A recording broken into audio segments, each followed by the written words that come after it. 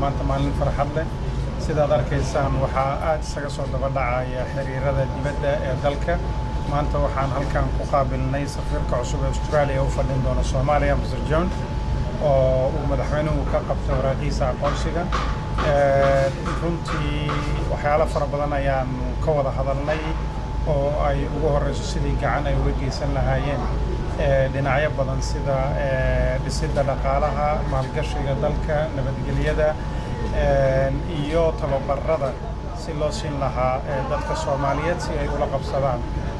shaqooyin fara badan u helaan Mr. John waxaa maanta uu hor fariistay madaxweynaheena oo runtii intaas iyo in ka badan ay ka wada hadleen waxyaalaha aad ku muhiimka waxaa ka mid ah in Soomaaliya laftigeedu ay xiriir diblomaasiyadeed oo dhow la yeelato Australia geysana safiir ama wax u dhigma si dalkaasi xiriirkooda wanaagsanaado